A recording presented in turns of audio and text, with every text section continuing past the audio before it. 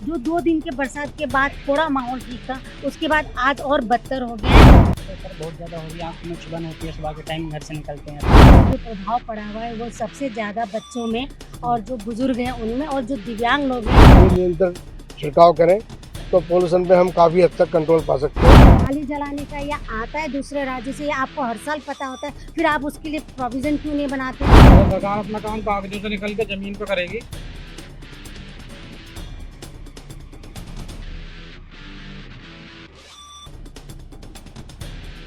हाथ में दिक्कत होती है, छोटे बच्चे स्कूल जाते हैं, उनको दिक्कत होती है। पहले के टाइम में हुआ था, उससे पहले बच्चे पटाखे फोड़ देते हैं, उस वजह से लोगों को बड़ी परेशानी हुई थी।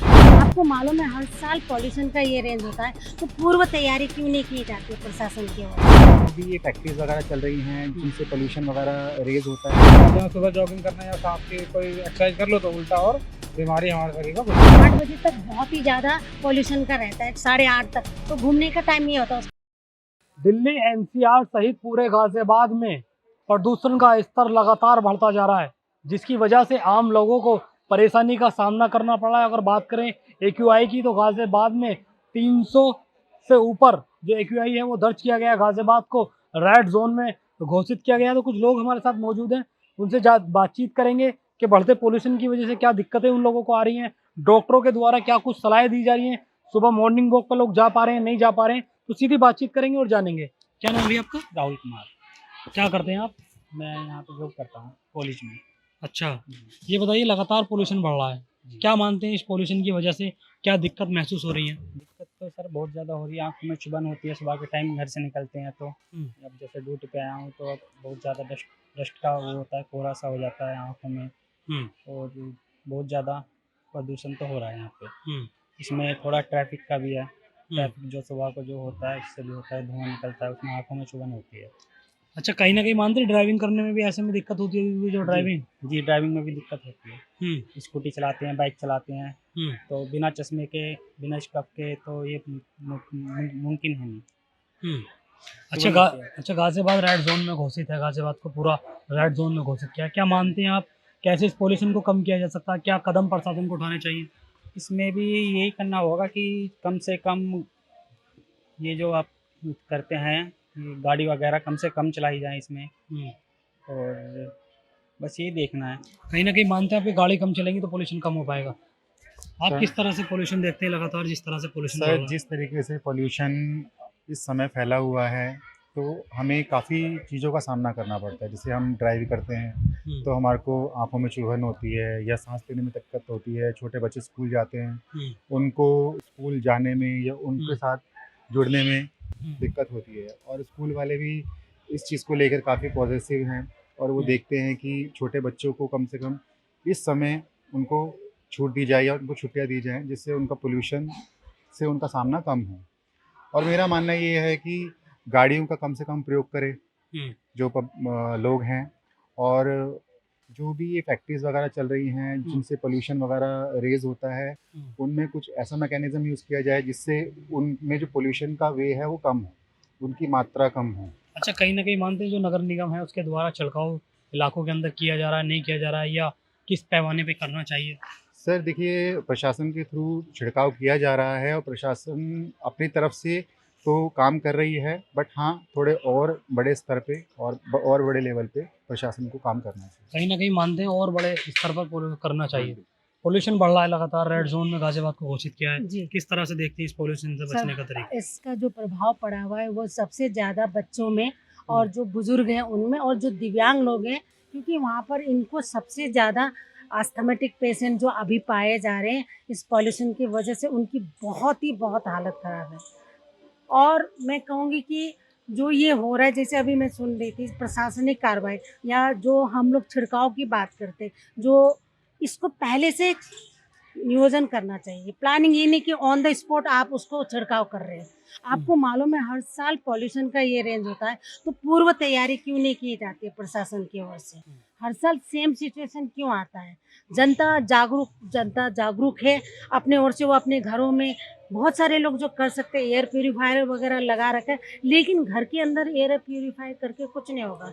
बाहर तो पूरा हमको रोज़मर्रा के जीवन में बाहर निकलना ही पड़ता है। बच्चे स्कूल जाते हैं, बड़े नौकरी में जाते हैं, और हमारे वर्ग के अलावा मजदूर वर्ग है, उन सब आज जितने भी आप हॉस्पिटल में जाके देखें, सारे मरीज जो है पॉल्यूशन के हैं। सब खांसी, जुकाम, अस्थमा, पॉल्यूशन ये सब है। अच्छा, जो बुजुर्ग लोग हैं उनको तो कहीं ना कहीं ज़्यादा परेशानी का सामना करना पड़ रहा होगा, जिनको सांस की दिक्कत है उनको ज़्यादा परेशानी का सामना करना सीनियर सिटीजन जो बुजुर्ग है, उनमें पॉल्यूशन की वजह से जो सांस के मरीज भी नहीं थे, उनको सांस की प्रॉब्लम होने लगी है। अभी अभी भी मैं 3-4 लोग को ऐसे जानती हूँ जो कल मुझे बता रहे थे कि आंखों में जलन, गले में खराश, ये सब 3-4 दिन से लग रहा है। दिवाली के बाद, दिवाली के पहले जो 2 दिन के बरसात के बाद थोड़ा माहौल ठीक था, उसके बाद आज और बदतर हो गया है। लोग बिल्कुल सबने घूमना टहलना छोड़ दिया है।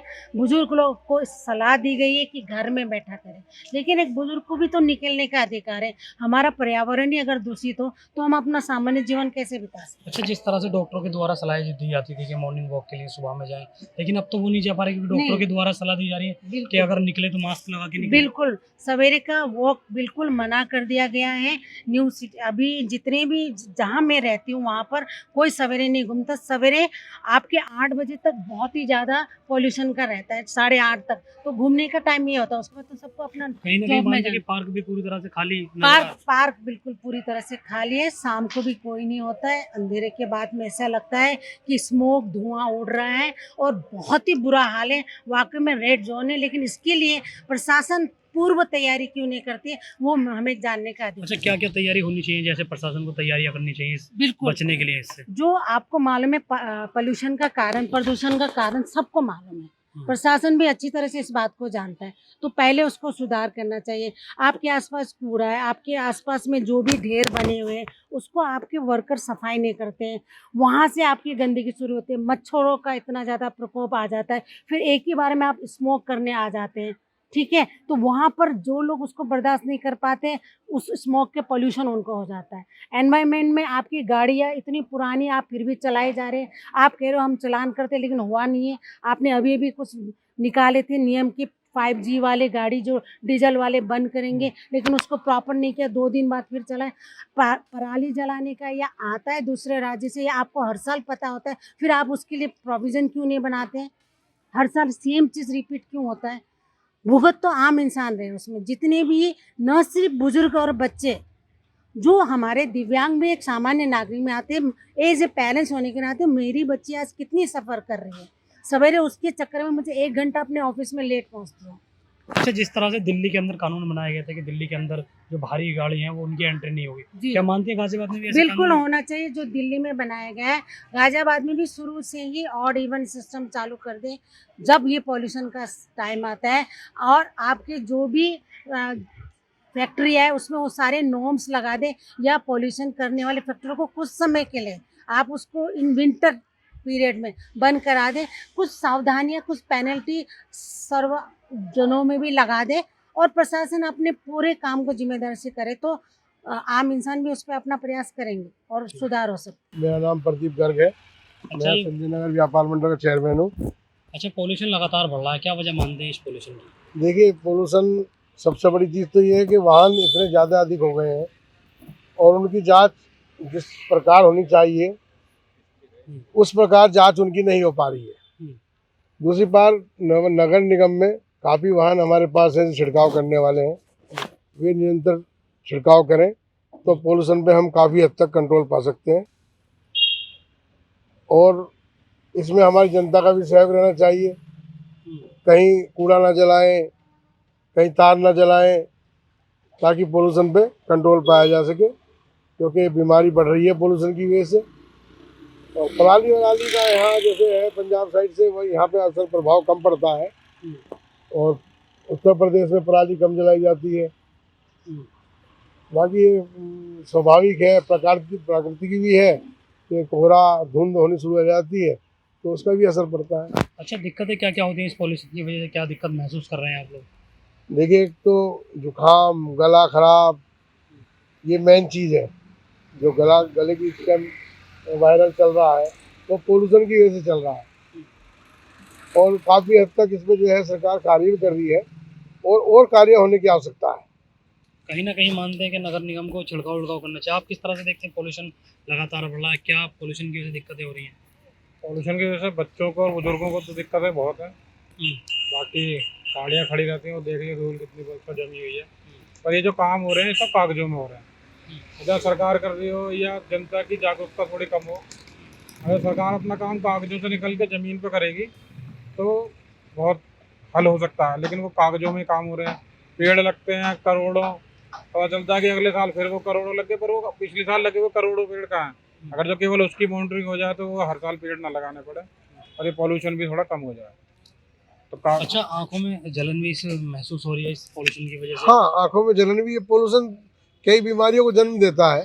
आँखों में पोल्यूशन, आँखों में गंदगी होने की वजह से क्या इतने भी अंजन न्याय निकल रही है, वो गंदगी जब जम जाती है आँखों में तो उससे आँख में सूजन और फुंसियाँ निकल जाती है, और आँख बंद करने में भी दिक्कत होती है, सोने में भी दिक्कत होती है। तो ये सब पोल्यूशन का ही कारण है।